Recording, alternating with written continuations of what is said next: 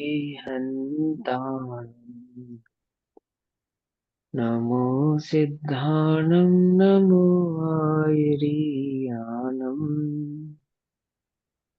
नमो वज्रायानम् नमो लोये सवसाहुनम्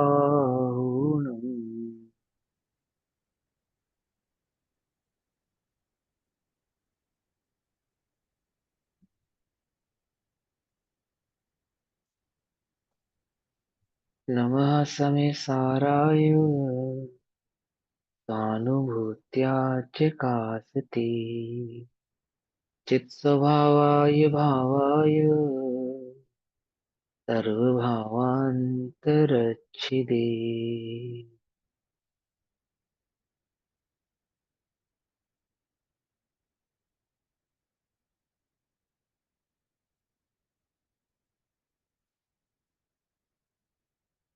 हमारे दोपहरकालीन कक्षा का विषय है श्री समय सारजी ग्रंथ श्री समय सारजी का स्वाध्याय हम सभी आचार्य अमृतचंद्र देव द्वारा रचित आत्मख्याति टीका के माध्यम से कर रहे हैं।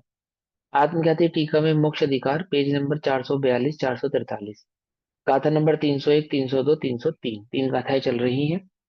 भाव चल रहा है कि जो अपराध नहीं करता है वो बंधु को भी प्राप्त होता नहीं है, और वह निशंक भाव से ही जगत में जगत विषय फिरता है, लोक विषय फिरता है, अर्थात उसे लोक में बंधने की कोई शंका रहती नहीं है, निशंक भाव से प्रवृत्ति करता है। हे आदि अवराहे जो कुवदी सो ऊसंकिदो भमदी माँ बज्झे जम केण नीचोरोत्तीर्जनम मही वियरंतो जो न पुण्य दियवराहे तोणी संको दुजनवदे भमदी नावी तस्य बज्जिदुम ये चिंता उपजदी कयाई एवमहि सवाराहो बज्झामि अहं तु संकिदो चैदा जयपूर्ण निर्वराहो निसंको हम न बज्झामि। अपराध चौर्यादिक करे जो पुरुष वह संकित फिरे ओ लोक में फिरते हुए को चोर जाने जुबान ले। अपराध जो करता नहीं निशंक लोक विषय फिरे बंध जाऊंगा ऐसी कभी चिंता न उसको हुई है। त्यों आत्मा अपराधी में बंधता हूँ यो ही सशंक है। अरु निरपराधी आत्मा नाही बंधुनी शंक है। मोक्ष अधिकार की गाथाएं हैं कि निरपराधी आत्मा निशंक है, उसे बंधने का कोई भय नहीं। हम्म? अपराध करने वाले को बंधने का भी भय है, जिस प्रकार चोर चोरी करता है और उसे ये भय रहता है कि कोई मुझे पकड़ ना ले, इसी प्रकार वही आत्मा शंकित है जो स्वभाव को नहीं जानता, जो पर को ग्रहण करने का भाव रखता है, अर्थात पराग्राही है, चोर है। जो पुरुष इत्यादि अपराधान चोरी आदि के अपराध करता है वह लोक में घूमता हुआ मुझे कोई चोर समझकर पकड़ ना ले, इस प्रकार शंकिता भ्रमति शंकित होकर होता हुआ घूमता है। जो पुरुष अपराधान अपराध नहीं करता वह लोक में निशंक घूमता है, क्योंकि उसे बंधने की चिंता कभी भी उत्पन्न नहीं होती। इसी प्रकार अपराधी आत्मा मैं अपराधी हूं, इसलिए मैं बंधूंगा, इस प्रकार शंकित होता है। क्योंकि मैं अपराधी हूं, है ना। और यदि अपराध रहित आत्मा हो तो, मैं नहीं बंधूंगा, इस प्रकार निशंक होता है। ठीक है ना। कितनी सरल बात है, तीन गाथा कही आचार्य देव ने, कितनी कितनी प्यारी बात और कितने सरल तरीके से कही। बोलो 8 बरस के बालक की समझ में नहीं आएगी, है ना। कितनी सरल बात, कि देखो भाई, चोरी करने वाले को भय रहता है, और जो चोरी नहीं करते वो निर्भय रहते हैं। कि हाँ भाई, बिल्कुल सही बात है। तुमने चोरी की है? बोले नहीं की है। निर्भय है। निर्भय है। कहानी सुनी है। एक गांव में एक चोरी, हमेशा कोई ना कोई चोरी हो जाती थी। चोर पकड़ में ही नहीं आ रहा था। तो एक चतुर व्यक्ति से को बुलाया गया चोर को पकड़ने के लिए। तो चोर व्यक्ति उस चतुर व्यक्ति ने कहा कि देखो भाई, मैंने पूरा इंतजाम कर दिया है इस गांव में पूरा, और तुम सबको ये एक एक लाठी दी जा रही है। गांव में हर व्यक्ति को एक लाठी दी गई। बोले जिसने चोरी की होगी उसकी 1 इंच लाठी बढ़ जाएगी। क्या कहा? जिसने चोरी की होगी उसकी एक रात में लाठी 1 इंच बढ़ जाएगी। तो जिसने चोरी की तो उसने क्या चतुराई करी, कि 1 इंच लाठी काट दी। बाकी सबने शंक थे, किसी ने नहीं लाठी काटी, लेकिन जो शंकित था उसने क्या किया, 1 इंच लाठी काट दी। अब बोलो क्या हुआ? अगले दिन 1 इंच लाठी बढ़ गई। नीचे से। आई बात समझे, ऊपर से छोटी हो गई, पकड़ा गया। ऐसे ही शंकित, शंकित है ना जो जीव, वो पकड़ा जाता है। अर्थात शंकित कौन है? अपराधी ही शंकित है। उसी को ये भय लगा रहता है कि मैं पकड़ा ना जाऊं, मैं पकड़ा ना जाऊं। कर्म किसे बांधेंगे? किसे बांधेंगे? इसी इसी बात को बड़े पंडित साहब ने लिखा है ना। ते कर्म अपने ठाट तू दिखाता है किसे, है ना। प्रतिकूलताओं का भी भय दिखाता है किसे। किसे दिखा रहा है भाई? किसे डरा रहा है? तो हमें डरा रहा है, हम तो निरपराधी हैं। हम तो निरपराधी हैं, हम ही क्या डरा रहा है? किसको डरा है? कौन डरेगा? अपराधी डरेगा। अब कौन है अपराधी आत्मा? कौन? स्वभाव को नहीं जानने वाला आत्मा अपराधी है। आगे की 2 गाथों में वो बात आएगी। तो वे पढ़ते हैं, जैसे इस जगत में जो पुरुष, टीका, जैसे इस जगत में जो पुरुष पर द्रव्य का ग्रहण जिसका लक्षण है, ऐसा अपराध करता है। अपराध क्या है? पर द्रव्य का ग्रहण करता है। ठीक है। चोर का लक्षण क्या है? जो दूसरे की वस्तु को ग्रहण करता है। ऐसे ही ये क्या है, इस आत्मा का अपराध क्या है? पर द्रव्य को ग्रहण जिसका लक्षण है, उसी को बंध की शंका होती है। उसी को, वही वही शंकित है कि मैं पकड़ा ना जाऊं, मैं बंद ना जाऊं। और जो अपराध नहीं करता उसे बंध की शंका नहीं होती, अर्थात जो परद्रव्य को ग्रहण नहीं करता। इसी प्रकार आत्मा भी जो अशुद्ध वर्तता हुआ, अशुद्ध वर्तता हुआ, पर द्रव्य का ग्रहण जिसका लक्षण है, ऐसा अपराध करता है। देखो आत्मा की अशुद्धता क्या है? पर द्रव्य को ग्रहण करना, ऐसा अपराध है ना। वह लक्षण है उसका। अब पर को ग्रहण करने का तात्पर्य क्या था, वो हम पहले समझ चुके हैं। ग्रहण करना मतलब कोई पर को भोग लेता है, ऐसा नहीं। जो पराशक्ति है, पर दृष्टि है, पर को भोगने का भाव है, स्वभाव को नहीं जानना है। जो स्वभाव को नहीं जानना है, वही पर को ग्रहण करने का भाव है। स्वभाव को नहीं जानना ही पर को ग्रहण करना है। ठीक। पर द्रव्य का ग्रहण जिसका लक्षण है, ऐसा अपराध करता है, उसी को बंध की शंका होती है। हम्म? तथा जो शुद्ध वर्तता हुआ अपराध नहीं करता, उसे बंध की शंका नहीं होती, ऐसा नियम है। शुद्ध वर्तता हुआ मतलब जो पर दृष्टि, पर द्रव्य की दृष्टि नहीं करता, जो पर पदार्थ को ग्रहण करने का भाव नहीं रखता, जिसके एक शुद्धात्मा का ही भाव है, एक निज चैतन्य ज्ञायक भाव की ही जिसको दृष्टि है, एक निज चैतन्य ज्ञायक भाव को ही पर से भिन्न जानता है। भिन्न जानता है ना, वही शंका नहीं होती, ऐसा नियम है। इसलिए सर्वथा समस्त परक्रिय भावों के परिहार द्वारा, अर्थात पर द्रव्य के सर्व भावों को छोड़कर, परिहार माने छोड़ना, अलग करना, ठीक है ना। इसलिए सर्वथा समस्त परकीय भावों के, ऐसे भाव जो पर संबंधी है, ऐसे परिणाम जो मेरे नहीं है, जो जिनसे मेरा कोई वास्ता नहीं है, उन सब भावों के परिहार द्वारा अर्थात छोड़ने के द्वारा, उनसे स्वयं को अलग करने के द्वारा शुद्ध आत्मा को ग्रहण करना चाहिए, क्योंकि ऐसा होने पर ही निरपराधता होती है। समझिए बात। स्वभाव को ही ग्रहण करना चाहिए, स्वभाव को नहीं ग्रहण करना ही अपराध है बस। और ग्रहण करना माने स्वभाव का अनुभव करना, स्वयं को पर से भिन्न जानना। ठीक। यदि मनुष्य चोरी आदि अपराध करे तो उसे बंध की शंका हो, और निरपराध को शंका क्यों होगी। इसी प्रकार यदि आत्मा परद्रव्य के ग्रहण रूप अपराध करे तो उसे बंध की शंका अवश्य होगी। यदि अपने को शुद्ध अनुभव करे, पर का ग्रहण ना करे, तो बंध की शंका क्यों होगी। समझिए बात। ट्रेन में टीटी चेक करने आता है ना, टिकट, तो कौन भागता है, कौन डरता है। जिस पे टिकट नहीं होती वो डरता है बस। जिस पे टिकट है वो निशंक है, शांति से बैठा है बिल्कुल। समझे नहीं समझे। स्कूल में टीचर चेक करते थे ना एग्जाम के दिनों में जेब सबकी, है ना, क्या चेक करते थे कि किसी के पास चिट फर्रा ना हो, फर्रा फर्रा है ना।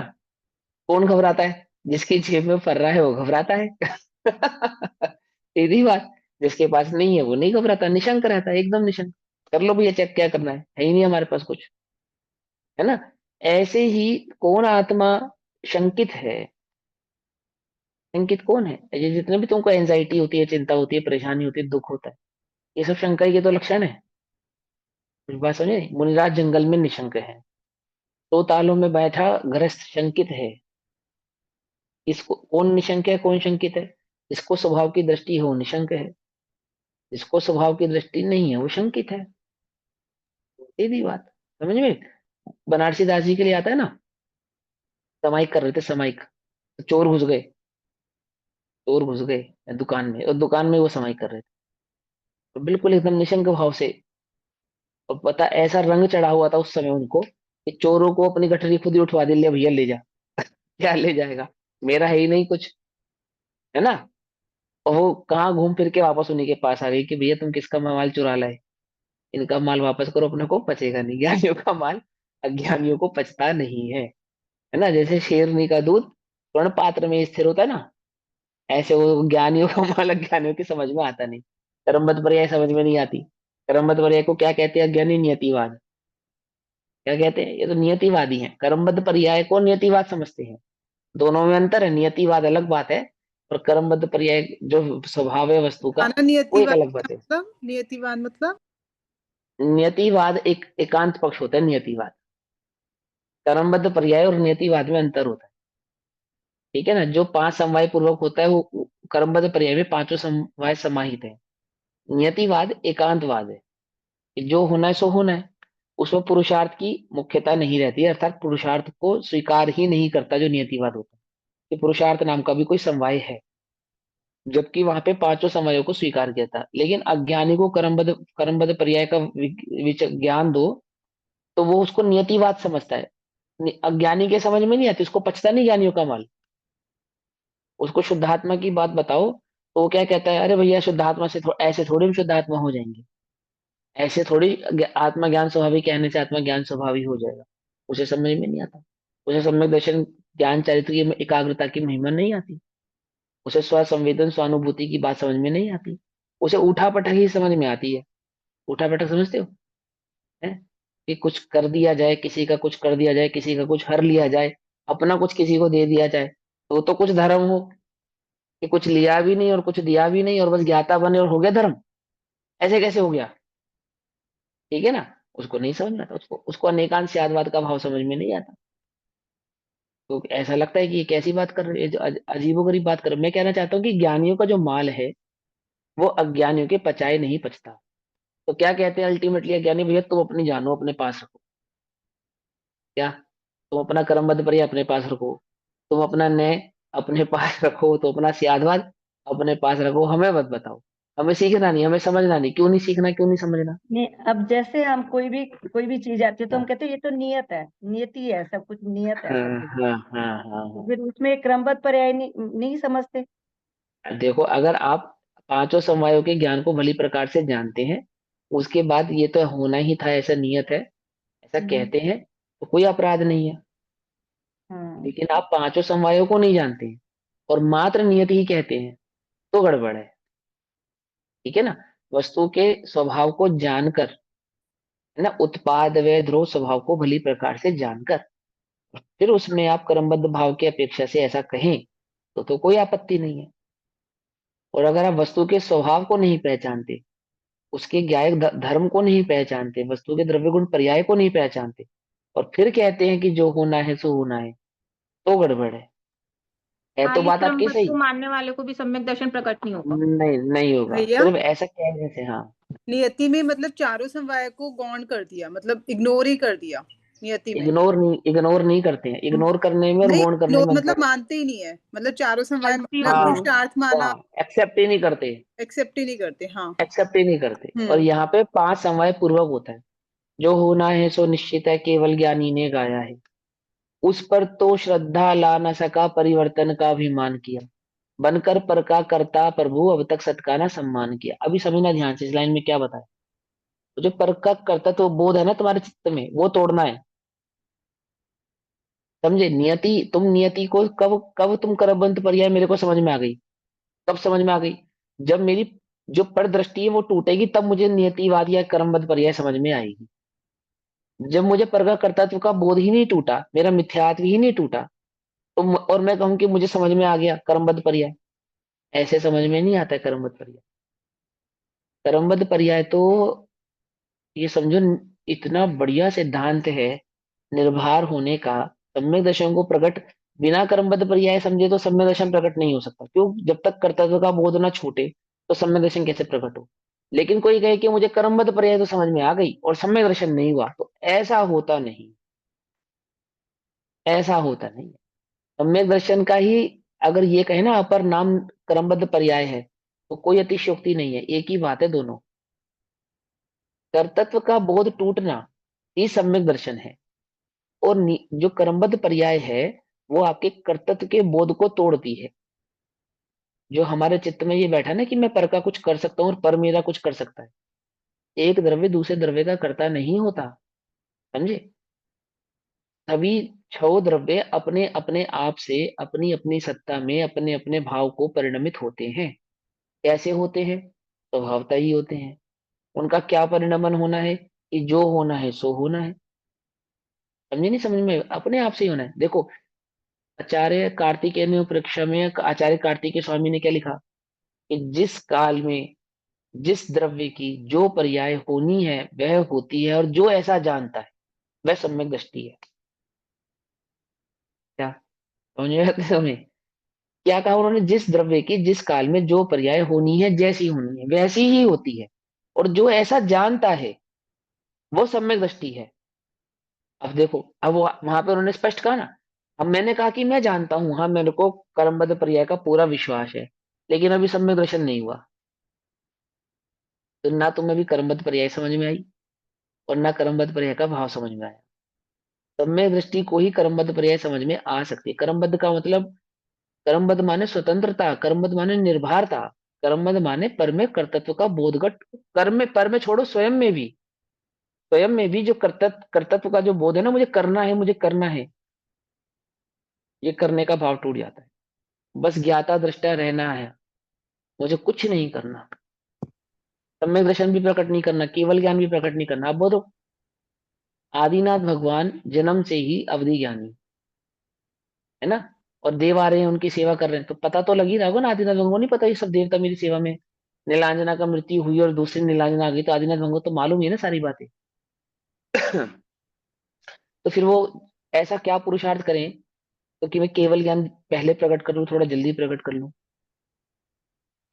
इतना टाइम ना लगाऊं केवल ज्ञान प्रकट करने में। क्योंकि सच्चा सुख तो मोक्ष ही है। संसार में तो कोई सुख है नहीं, है ना। सुख तो इस आत्मा में ही है। मुनि दीक्षा लेने में इतना समय लगा रहे हैं, क्यों लगा रहे हैं? ज्ञानी है, जन्म से ही ज्ञानी है, और स्वर्गों से 33 सागर तक चर्चा कर कर आए हैं धर्म की। एक दिन भी बिना चर्चा के नहीं गुजारा उन्होंने।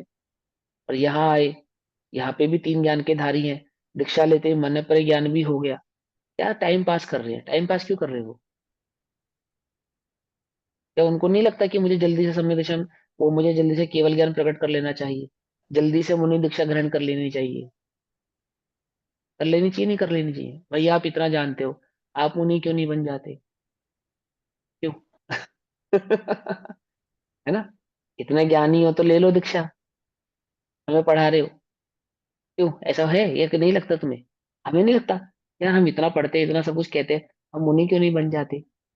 अब राग क्यों नहीं छोड़ देते, क्यों नहीं तोड़ देते इन राग की भावनाओं को, सीमाओं को?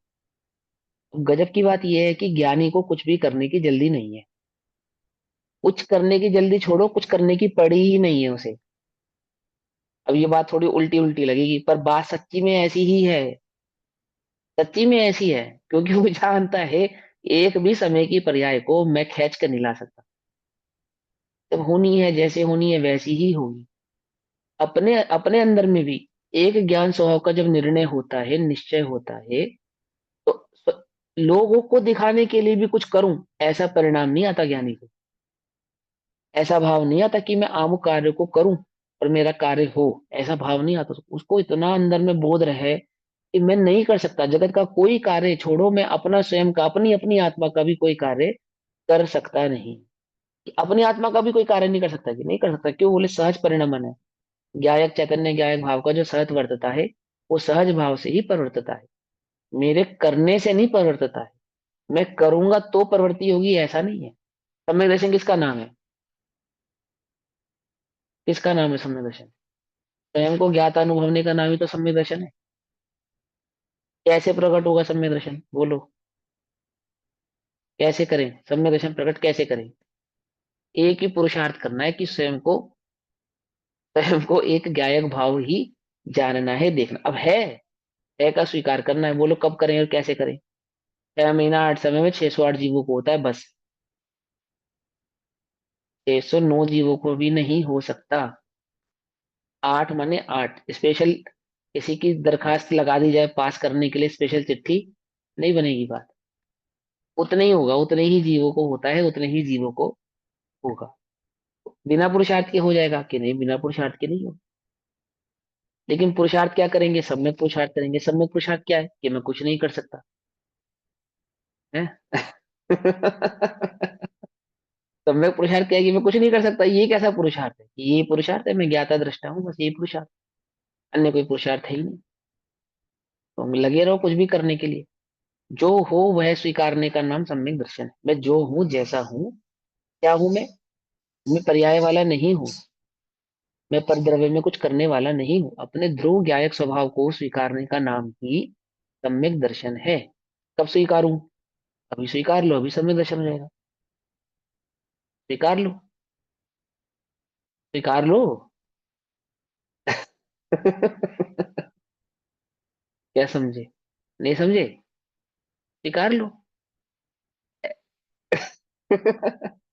नियतिवाद का मतलब पुरुषार्थहीनता नहीं है, उसमें तो अनंत पुरुषार्थ समाहित है। क्रमबद्ध पर्याय की स्वीकृति में तो अनंत पुरुषार्थ समाहित है, अनंत पुरुषार्थ। लेकिन लगता है ना, वो कर्तृत्व को ही पुरुषार्थ मानते हैं, पर मैं कुछ कर सके उसका नाम तो पुरुषार्थ है। और कुछ नहीं करने को तो पुरुषार्थ मानते ही नहीं, जब हमने कुछ किया ही नहीं, उसका नाम पुरुषार्थ। पुरुष माने वस्तु, पुरुष माने वस्तु, अर्थ माने प्रयोजन, या अर्थ माने भाव। तो वस्तु का जो भाव है वह सदैव वस्तुमय रहता है, इसका नाम पुरुषार्थ है। क्या कहा? जैसे अग्नि का पुरुषार्थ क्या है? अग्नि का पुरुषार्थ उष्णता, अग्नि का पुरुषार्थ है। तो अग्नि उष्णता को प्राप्त होने के लिए क्या करती है? कुछ नहीं करती, स्वभाव से ही उष्ण है। ऐसे ही आत्मा स्वभाव से ही ज्ञाता दृष्टा है। क्या पुरुषार्थ करना है? कि पुरुषार्थ तो वास्तव में स्वभाव को पहचानने का करना है, और कुछ नहीं करना है। जो है उसको स्वीकारने का नाम पुरुषार्थ है। पकड़ में नहीं, पकड़ में बस। पुरुषार्थ करने के लिए क्या करना है? दूध मीठा करने के लिए क्या करना है? बोलो, थोड़ा सा समझना पड़ेगा, थोड़ा सा। दूध मीठा नहीं होता, किसी भी पुरुषार्थ से नहीं होता। सदैव शक्कर ही मीठी रहती है, दूध कभी मीठा होता ही नहीं है। अब ये समझने वाली बात है। ये बढ़िया कही आपने भैया। अब हम दूध को मीठा नहीं करेंगे, अब आप आओगे हम आपको फीका दूध पिलाएंगे। क्योंकि दूध तो कभी मीठा होता ही नहीं। अब ये समझे, अब कैसे समझे, है ना, अजीबोगरीब बात लगती है ना बिल्कुल, कि कैसे पागलों वाली बात करते हैं। लेकिन वस्तु स्वभाव ही ऐसा है, उसकी उसकी नियति ही ऐसी है। एक द्रव्य दूसरे द्रव्य में कुछ नहीं करता है, यही द्रव्य, यही उस द्रव्य का पुरुषार्थ है। एक द्रव्य दूसरे द्रव्य में कुछ नहीं कर सकता, नहीं कर सकता ही पुरुषार्थ है। अपने स्वभाव को छोड़ता नहीं, पर को ग्रहण करता नहीं। आई बात समझ में? अपने स्वभाव को छोड़ता नहीं, पर को ग्रहण करता नहीं, किसके बल पे? पुरुषार्थ के बल पे, अपने स्वभाव के बल पे, बस सीधी बात। ये मिथ्या पुरुषार्थ है, पर को ग्रहण करना, ये मिथ्या पुरुषार्थ है। चोर पुरुषार्थी है या नहीं है, बोलो? लोक में चोर के पुरुषार्थ को पुरुषार्थ माने या नहीं माने, बोलो? कि भाई गलत साहब चोरी पुरुषार्थ है करने में उसका। ये इतना पुरुषार्थ है, आपको मालूम है चोरी करने में? गलत पुरुषार्थ है उसका। लेकिन पुरुषार्थ कहें या नहीं कहें उसको, बोलो? भैया मैं सारे दिन वेट किया रात होने का, रात को जब तुम गहरी नींद में हो तो 2 बजे सर्दी में, तब तो मैं जागता हूँ, है? कैसे तैसे करके मैंने ताला तोड़ा, घर में घुसा, इतनी मुश्किल से तुम्हारी तिजोरी खोली, है, और सामान अपने कंधे पे लाद के मैं लेकर गया, और तुम कह रहे हो कि मेहनत करके कमा ले। चोरी करने में कितनी मेहनत है मालूम है बाबूजी? जज साहब तुम्हारे लिए तो कितना आसान है, बस कुर्सी पे बैठे हो, कलम चलाते रहते हो, जरा एक बार हमारे साथ चोरी करने चलो, फिर बताना कि हमारे काम में कितनी मेहनत है या नहीं है। देखो कितने गजब, वो मेहनत है या नहीं है, लेकिन उसकी मेहनत को सब क्या कहते हैं, निकम्मा है। कहाँ कहाँ पर के हरण को कौन पुरुषार्थ कहता है? जगत में तो कोई पुरुषार्थ नहीं कहता, चोरी को तो कोई पुरुषार्थ नहीं कहता। कहता है कोई? देखो क्या लिखा है यहाँ पे, चोरी पुरुषार्थ नहीं है, पर को ग्रहण करने का भाव, पर में कुछ कर देने का परिणाम, पर में कुछ उठापटक करने का नाम पुरुषार्थ नहीं है, वो तो चोरी है। वो तो चोरी है, मैं पर में कुछ नहीं कर सकता, ये स्वीकार करे ना, वो है पुरुषार्थ। देखो ये लिखा है, मैं क्या कह रहा हूँ, पर द्रव्य का ग्रहण जिसका लक्षण है ऐसा अपराध करता है, उसी को बंध की शंका होती है। ये तो लिखा, जो पर द्रव्य का ग्रहण जिसका लक्षण है ऐसा अपराध करता है, अपराध है वो तो। पर द्रव्य को ग्रहण करने का परिणाम तो अपराध है। मैं देह हूं, ये तो अपराध है। मैं देह से धर्म का पालन करता हूँ, ये तो अपराध है। क्या कहा? उल्टा उल्टा नहीं पकड़ना, ये जिनवाणी है, जिन जिन धर्म की शैली है ये। पर्याय का विवेक है ज्ञानी को, घबराना नहीं। लेकिन पर द्रव्य का कर्ता बनता नहीं है। मैं पर को कर सकता हूँ, पर मैं कुछ कर सकता हूँ, पर के द्वारा कुछ कर सकता हूँ, अपराध है, अपराध है। कि भैया कितना कितना मालूम है शरीर बनने में कितना पुरुषार्थ है, कितनी मेहनत लगती है अपने को शरीर मानने में।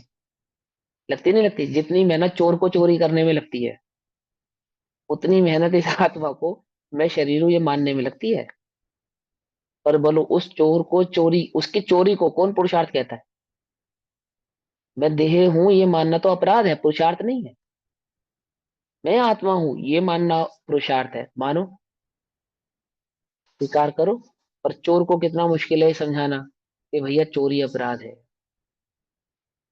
चोरी करता है, पकड़ा जाता है, छूटता है, फिर चोरी करता है, फिर पकड़ा जाता है, फिर छूटता है, फिर चोरी करता है, फिर पकड़ा जाता है, फिर छूटता है।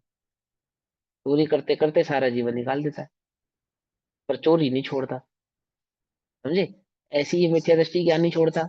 पराशक्ति, पराभाव, नरक गति आदि, चार इंद्रिय आदि, एक इंद्रिय आदि, दो इंद्रिय आदि, चार गतियों में, है ना, घूमता है, भटकता है, भटकता है, भटकता है, भटकता है, क्या नहीं छोड़ता? क्या नहीं छोड़ता? चोरी नहीं छोड़ता। समझे? क्या लिखा है, पर द्रव्य को ग्रहण जिसका लक्षण है ऐसा अपराध करता है, उसी को बंध की शंका होती है, और किसी को नहीं होती, है ना? शुद्ध आत्मा को ग्रहण करना चाहिए, क्योंकि ऐसा होने पर ही निरपराधी होता है। शुद्ध आत्मा को ग्रहण करने पर ही जीव क्या होता है? निरपराधी होता है। अंतिम लाइन है, भावार्थ, यदि मनुष्य चोरी आदि अपराध करे तो उसे बंध की शंका हो, निरपराध को शंका क्यों होगी? इसी प्रकार यदि आत्मा परद्रव्य के ग्रहण रूप अपराध करे तो उसे बंध की शंका अवश्य ही होगी। फिर से पढ़ता हूं, इसी प्रकार यदि आत्मा परद्रव्य के ग्रहण रूप अपराध करे तो उसे बंध की शंका अवश्य होगी। ठीक है ना? यदि अपने को शुद्ध अनुभव करे पर का ग्रहण ना करे तो बंध की शंका क्यों होगी। अपने को शुद्ध अनुभव करे, अपने को शुद्ध अनुभव करे, अनुभव अनुभव तो करे देह हूं और कहे मैं तो शुद्ध हूं, ऐसा नहीं है ना, ऐसा नहीं। अनुभव करे मैं आत्मा हूं, ऐसा अनुभव करे। अनुभव तो हम यही करते हैं कि मैं शरीर हूं, मैं स्त्री हूं, मैं पुरुष हूं, मैं अमीर हूं, गरीब हूं, गोरा हूं, काला हूं, आदि आदि। अनुभव तो ये कर सकते हैं। और कहते क्या है, मैं तो आत्मा हूं। क्या कहते हैं, मैं आत्मा हूं। आप बीमार थे, हम आपके पास आए, भैया अब बताओ कैसा स्वास्थ्य है आपका। आत्मा का कैसा स्वास्थ्य, आत्मा तो सदा स्वस्थ है। आपने उल्टा हमें ही ज्ञान दे दिया और 15 20 25 30 मिनट बैठे हम आपके पास और आपका भोजन लगने में देर हो गई।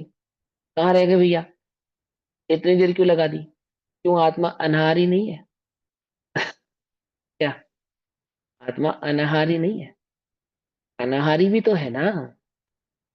एक पक्ष में तो क्या कहता है, अरे आत्मा का कैसा स्वास्थ्य, दूसरी बात में क्या कहता है, आत्मा तो अनाहारी है। कोई बात समझ में नहीं आती, वो खुद ही कंफ्यूज है वो। क्या कहा, कुछ समझ में, खुद ही कंफ्यूज है। मैंने कभी उसका पक्ष लेता है, कभी इसका पक्ष लेता है। मैं ये कहना चाहता हूँ, जो स्वभाव को अनुभव नहीं करते वो बुद्धि के तल पे मैं आत्मा हूं तो मानते हैं, उसकी बात नहीं चल रही। जो आत्मा हूं ऐसा मानते हैं उनकी बात चल रही है। क्या कहते हैं, यदि अपने को शुद्ध अनुभव करे पर का ग्रहण ना करे तो बंध की शंका क्यों होगी। इसलिए परद्रव्य को छोड़कर शुद्ध आत्मा का ग्रहण करना चाहिए, तभी निरपराध हुआ जाता है। अब प्रश्न होता है कि अपराध क्या है। ठीक है ना, आपने कहा कि शुद्ध आत्मा को ग्रहण करना चाहिए और पर को ग्रहण नहीं करना चाहिए। जो पर को ग्रहण करता है वो सदैव शंकित रहता है, जो अपराध नहीं करता वो सदैव निशंक रहता है। इस शुद्ध आत्मा को ग्रहण करना, पर को छोड़ना, ये क्या है। उसके उत्तर स्वरूप गाथा कहते हैं, गाथा 304 305, संसिद्धिराध सिद्धम साधियमाराधियम चायेठम अवगधराधो जो खलु चैदासोहोदि अवराधौ जो पूर्ण निरावराधौ चैदार्नि संकियो ऊसो होई आराहणानित्यम वट्टे अहम ती जानन्तो। ध्यान से समझना। से द्विसेधिजुराध अरु आदित आराधित एक है, एक है। ये सब ये एकार्थवाची है, मतलब ये सब एक बात है ना। मैंने कल आपको राधा आदि का शब्द समझा, मतलब समझाया था ना, राधा किसे कहना, राध्य से राधा, राधा से आराधना, और नहीं आराधना नहीं करना ही अपराध। ठीक है ना, एकत्व का अनुभव नहीं करना, प्रसन्न नहीं रहना ही अपराध है। एकत्व का अनुभव करना, प्रसन्न रहना, अपने को ज्ञायक जानना, यही आराधना है। ठीक है ना। हमारा आराध्य कौन है, कौन है हमारे आराध्य, बोलो। देवशास्त्र गुरु हमारे आराध्य है कि, हाँ बिल्कुल देवशास्त्र स्वयं। गुरु हमारे आराध्य है। लेकिन देवशास्त्र गुरु किसको हमारा आराध्य कह रहे हैं, समझे नहीं समझे। हिंदुओं में क्या प्रचलन है कि 3 भगवान है, तो कहते हैं कि जो जो सबसे बड़ा भगवान कौन, विष्णु बड़ा है या या शिव बड़ा है। भगवान बड़ा कौन है, विष्णु भगवान बड़ा है या शिव बड़ा है। तो पहले ब्रह्मा, ब्रह्मा विष्णु महेश में ब्रह्मा की कहानी तो इसलिए खत्म कर दी कि बोले उसने अपनी संसार बनाया और फिर अपनी ही बनाए हुए संसार में अपनी ही पुत्री पे वो मोहित हो गया, इसलिए उसको तो हम भगवान नहीं कहते, उसको तो भगवान की कैटेगरी से आउट कर दिया। फिर बचे 2, कौन, शिव और विष्णु। अब बोले शिव और विष्णु में बड़ा ईश्वर कौन है, तो बोले ये दोनों ही, शिव और 2 मत हैं, शैव मत और वैष्णव मत, 2 प्रकार के मत है। एक जो शिव को बड़ा मानते हैं और एक जो विष्णु को बड़ा मानते हैं। जो विष्णु को बड़ा मानते हैं वो क्या कहते हैं कि शिव किसकी आराधना करते हैं, बोले शिव विष्णु की आराधना करते हैं इसलिए विष्णु बड़े हैं। क्या? और जो शिव को मानते हैं वो कहते हैं शिव क्यों बड़े हैं? बोले विष्णु किसकी आराधना करते हैं? बोले विष्णु शिव की आराधना करते हैं इसलिए शिव बड़े हैं। क्या कहा? वो समझ में आई बात? नहीं समझ में आई? समझ में नहीं आई होगी।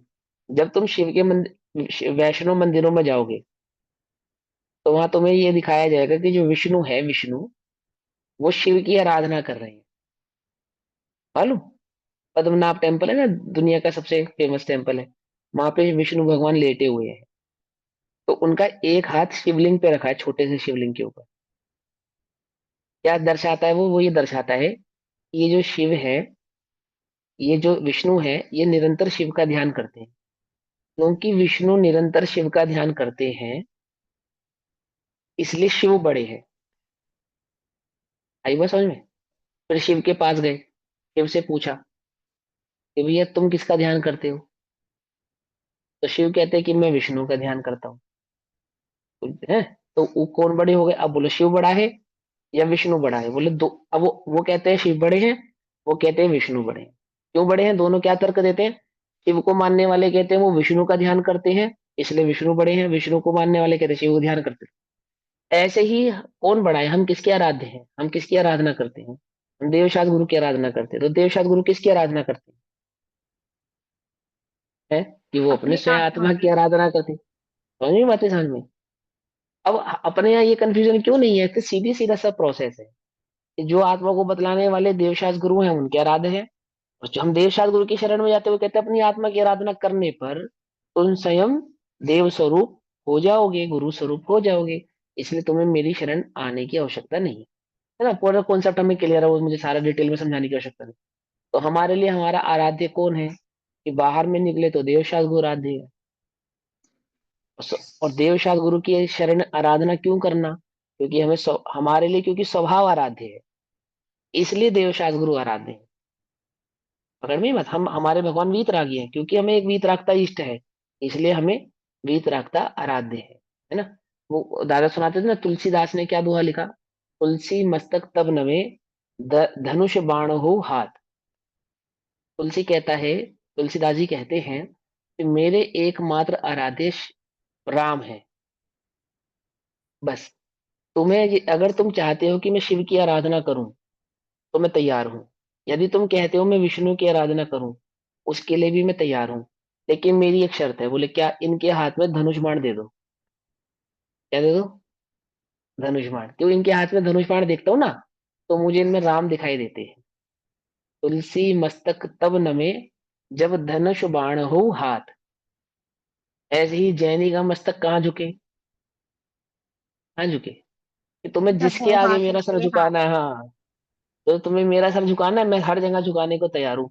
बस वहां वीतरागता होनी चाहिए, बस बात खत्म। जैनी मस्तक जब झुके, जब बीत रागता साथ। हो साथ, हाँ। बीत रागता हो साथ। बस सीधी बात है, वीतरागता है ना, हमारा सर झुका लो, हमें कोई दिक्कत नहीं है। ये कोई पूजन हम की हर लाइन जगह है के। आंटी? नहीं नहीं, पूजन की लाइन नहीं हो तो आंटी ने अभी नहीं उनका नहीं, बताया। ये तो मैंने तुकबंदी हुई हूँ, सुन के तुकबंदी बता। बनाई है, तुकबंदी तुकबंदी। पूजा की लाइन नहीं है, ठीक है ना। तो जैनी मस्तक कब झुके? जब वीतरागता हो साथ। हमारा सर झुका लो, अब कोई दिक्कत नहीं है। हम देव शास्त्र की आराधना क्यों करते हैं? क्योंकि वो स्वभाव के आराधक है, और स्वभाव की आराधना करने वाले वीतरागी होते हैं। पर की आराधना करने में राग है, स्वभाव की आराधना करना वीतराग है। तो वीतरागता का द्योतक है ना। तो क्या कहते हैं कि आराधना किसकी करना? हमारा आराध्य कौन है? कि जो स्वभाव के आराधक है वे हमारे आराधक हैं। ऐसा क्यों? क्योंकि हम स्वभाव के आराधक हैं। आई बात समझ में? स्वभाव के भी आराधक है, और स्वभाव की आराधना करने वाले भी हमारे आराधक है ना। याद है वो लाइन? प्रिय के प्रिय भी प्रिय होते हैं, हम उनका अभिनंदन करते। क्यों करते हैं? क्योंकि हमें स्वभाव प्रिय है, सीधी बात। और जिन्हें जिन्हें स्वभाव प्रिय है वो सब सब हमारे अभिनंदनीय हैं। तो क्या कहते हैं? संसिद्धि सिद्धि जुराग। संसिद्धि सिद्धि जुराद अरु, साधित आराधित एक हैं, उस राधे से जो रहित है, वह आत्मा अपराध है। वह आत्मा अपराध है, अर्थात वह आत्मा अपराधी है। अपराध है कह दिया ना, उसको अशुद्ध निश्चय ने से एक कर दिया है ना, न अपराध है। अरु आत्मा जो निरपराधी होए है निशंक सो। जो आत्मा निरपराधी है वो निशंक है। वरते सदा आराधना से जानता मैं आत्म को। सदा आराधना से वर्तता है, जो जानता है कि मैं आत्मा हूं। कितना प्यारी आराधना है, देखो सुनो। तन सिद्धि राधि सिद्धम। तन सिद्धि राध और सिद्ध, सिद्ध माने सिद्ध भगवान। तन सिद्धि अर्थात सिद्धत्व को प्राप्त करने का जो प्रोसेस, प्लस राध्य माने आराधना या राध्य। साधितम अराधितम च, साधित और आराधित। एकार्थम, ये सब एकार्थवाची शब्द है ना। आप संसिद्धि कहते हैं, आप राध्य कहते हैं, आप सिद्ध कहते हैं, साधित कहते हैं, आराधित कहते हैं। ठीक है ना। आराधित कहना, आराधना कहना, राध्य कहना, ये सब, ये सारे शब्द, ये सब एकार्थवाची शब्द हैं। एक ही है, एक ही बात है। आप आराधना कह दो, सिद्ध कह दो, आराध्य कह दो, आराधक कह दो, संसिद्ध कह दो, साधक कह दो, ये सब एकार्थवाची है।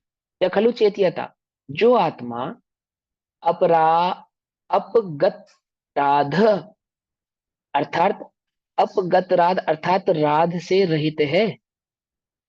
क्या कहा, फिर से पढ़े। जो आत्मा, देखो संस्कृत में क्या लिखा, या खलु चेत्यता, जो चैतन्य, चैतन्य यानी आत्मा, जो आत्मा अपगत राध अर्थात राध से रहित है, राध से रहित है, संसिद्धि से रहित है, सिद्ध स्वभाव से रहित है, साधित से रहित है, आराधित से रहित है। आई समझ में, रहित है, वह आत्मा अपराध है। वह आत्मा अपराध है, अर्थात वही आत्मा अपराधी है। ठीक।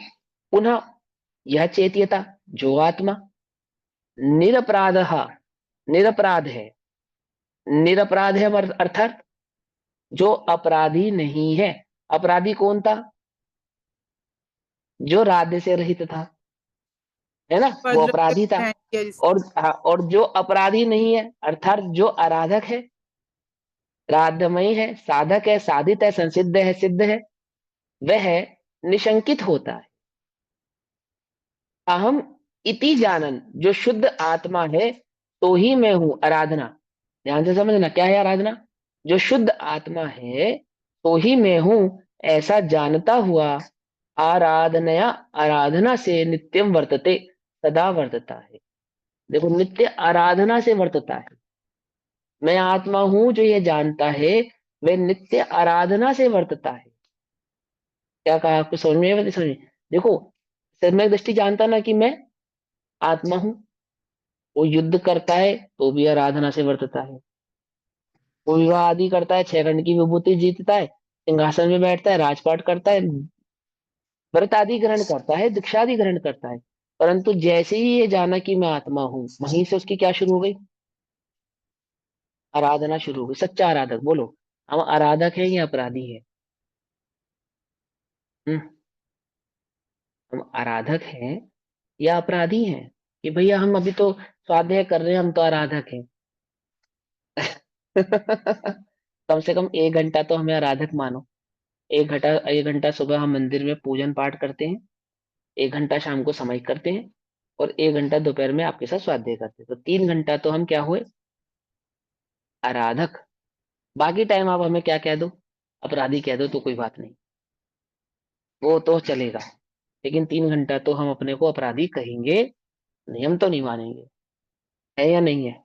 मैं नहीं कह रहा हूं, आचार्य देव कह रहे हैं कि मैं आत्मा हूं, ऐसा जानता हुआ आराधना से सदा वर्तता है। मैं शुद्ध जो शुद्ध आत्मा है सो ही मैं हूं। जो शुद्ध आत्मा है सो ही मैं हूं, जो नहीं जानता है वो नित्य ही अपराध रूप वर्तता है। जो जानता है वो आराध्य है, आराधना रूप वर्तता है। ठीक, टीका देखो।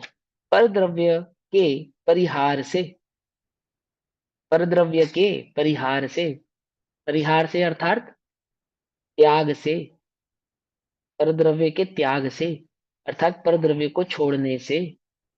समझे नहीं समझे? आपके यहाँ तो बड़ा सुंदर शब्द है श्वेतांबर समाज में, अपाणम बोसरामी, परिहार के लिए शब्द आता है ये, अपाणम बोसरामी, आत्मा से, आत्मा से वो सरामी, वो सरता हूं, त्यागता हूं, छोड़ता हूं।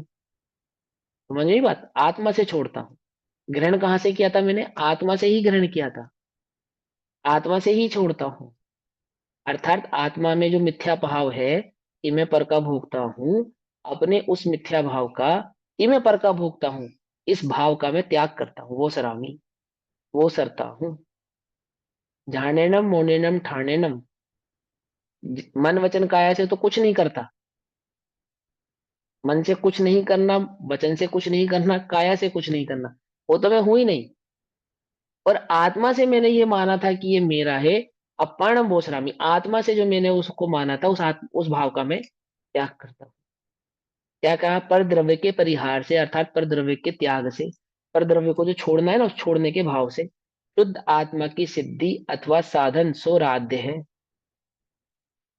पर द्रव्य के छोड़ने से, त्याग से अर्थात पर द्रव्य से अपनी दृष्टि को हटाकर जो शुद्ध आत्मा की सिद्धि अथवा साधन, अर्थात आत्मा ही जिसका साधन है, आत्मा ही जिसका साध्य भाव है, आत्मा का ही जो साधक है, छठ कारक बताए थे ना पीछे, तो आत्मा है ना, वही यहाँ पे कहते हैं आत्मा की सिद्धि अथवा साधन, वह क्या है? वही वास्तव में राध है। राध है अर्थात आराधना है, क्योंकि जब राध कहना है तो राध कहने का अर्थ मात्र राध नहीं है, संसिद्धि भी है, सिद्ध भी है, साधित भी है और आराधित भी है।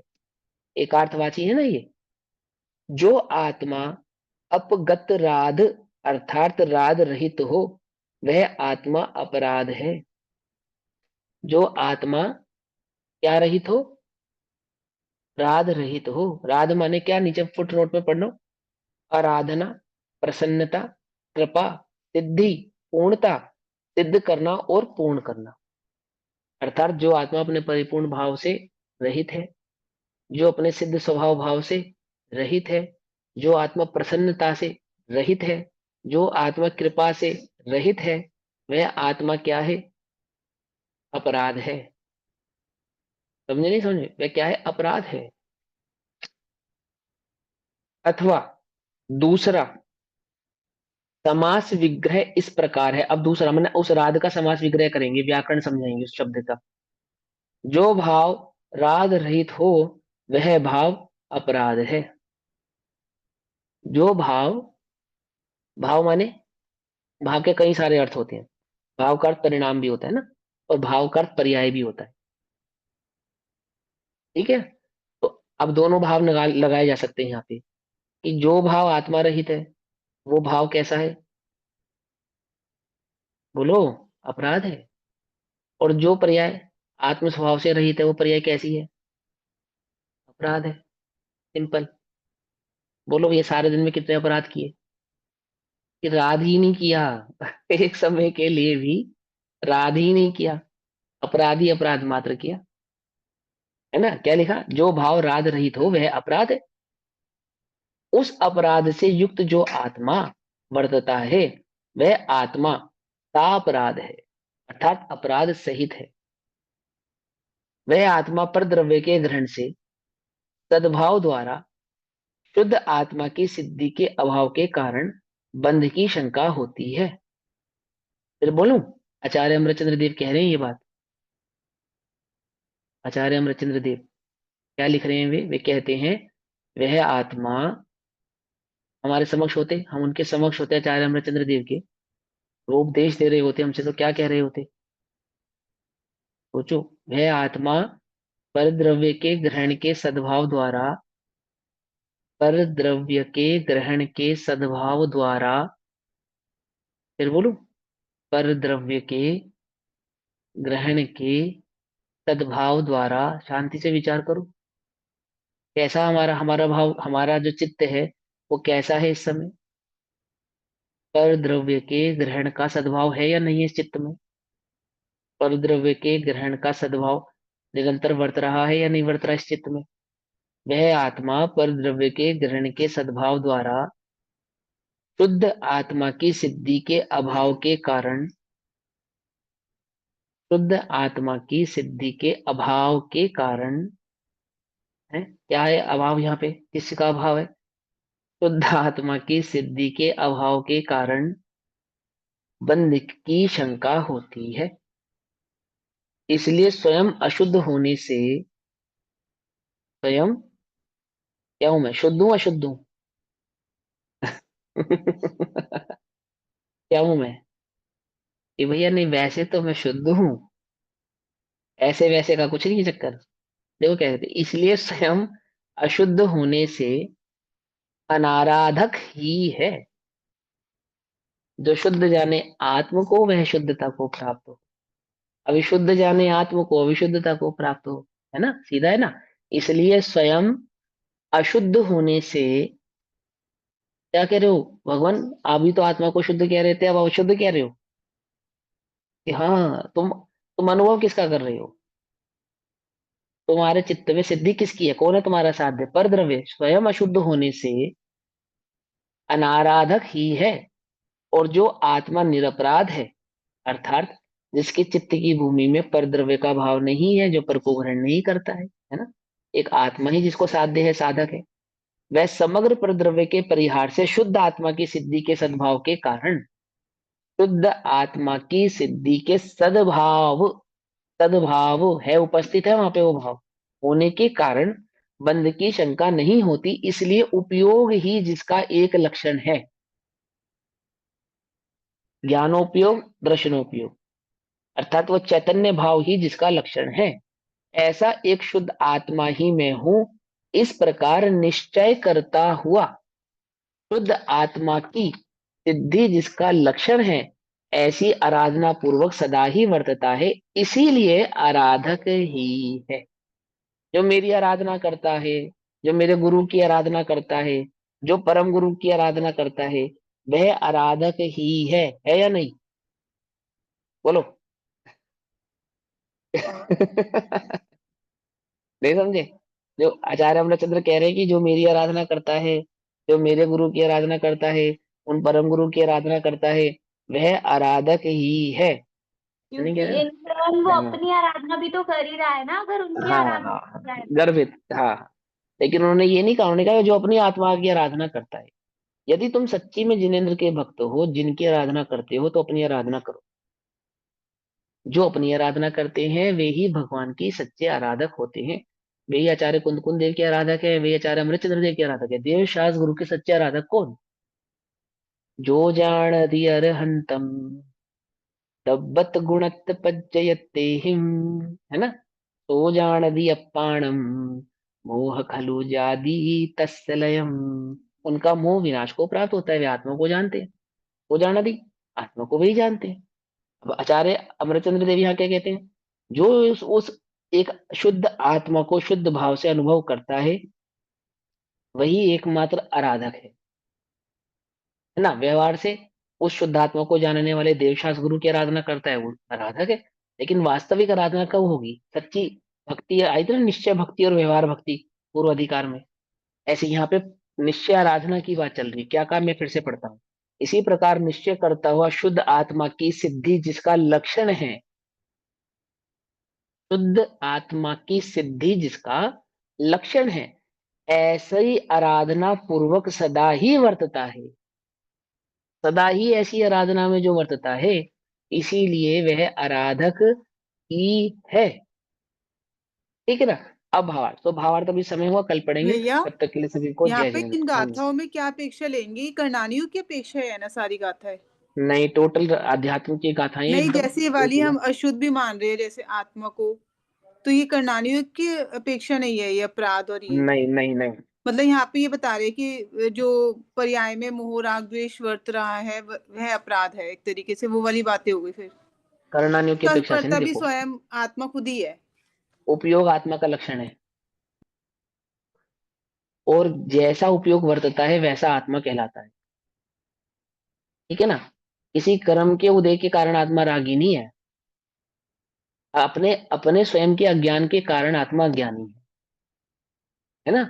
तो वहां अशुद्ध निश्चय, निश्चय का भाव है ना, वो अशुद्ध निश्चय ने, अज्ञानी कहा ना उसको, ठीक है ना।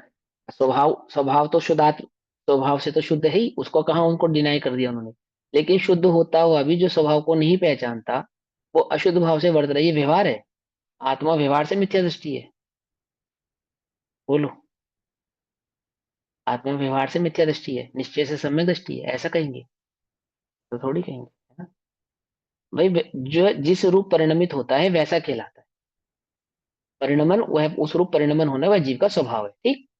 और क्योंकि वे अपने स्वभाव को नहीं छोड़ता, निश्चय से आत्मा निश्चय अपने स्वभाव को नहीं छोड़ता, सदैव ज्ञान स्वभाव में ही रहता है। यह कथन निश्चय का है। समझिए बात। जैसा आत्मा ये अनुभव भ्रम, करता है वैसा ही भ्रम प्रवृत्ति हुआ ना करता ये है। तो। हाँ, अशुद्ध निश्चय में क्या भ्रम। ये ये भ्रम का जीव कर्ता तो, कौन है। हाँ स्वयं जीवी है। स्वयं ही है ना, स्वयं ही ना। नकली नकली तो नहीं है ना ये, असली असली बात है ना। हम्म। असली असली बात है, इसलिए निश्चय ही है, घबराओ नहीं, डरना मत, ठीक है ना। चोर कौन है। एक आदमी ने अपनी मोटरसाइकिल में चोरी का पेट्रोल डाला, जेल किसको होगी। हाँ उसी उसी को ही होगी, उसी आदमी को ही। उसने डाला। पर पेट्रोल तो मोटरसाइकिल ने पिया है, क्यों। और मैंने डाला भी मोटरसाइकिल में। बोलते हैं, भाई डालने वाला कौन, डालने का कर्ता कौन। ऐसे ही अज्ञान रूप प्रवृत्ति करने का कर्ता कौन। बंधु को वही प्राप्त होगा, हम उसको यह शुद्ध कहेंगे। हाँ, लेकिन यह आज इस प्रवृत्ति को छोड़ दे तो अभी शुद्ध हो जाए या है। है, शुद्ध ही है। शुद्ध है, स्वभाव को नहीं जानता इसलिए शुद्ध है। स्वभाव को जाने तो शुद्ध हो जाए, क्योंकि स्वभाव कैसा है, जैसा है वैसा होना ही शुद्ध है, जैसा है वैसा नहीं मानना ही अशुद्ध है, बस इतनी सी बात है, ठीक है ना। करना योग वाली बात नहीं है यहाँ पे, कर्म की अपेक्षा से कोई बात नहीं कह रही यहाँ पे, तो शुद्ध एकदम अध्यात्म की गाथाएं हैं, पूरी पांचों की पांचों, ठीक। ओम निज निधि निज में बताई, यह अनंत उपकार है, उसके लिए जिन प्राणी पापों मां। अशुद्ध भार है,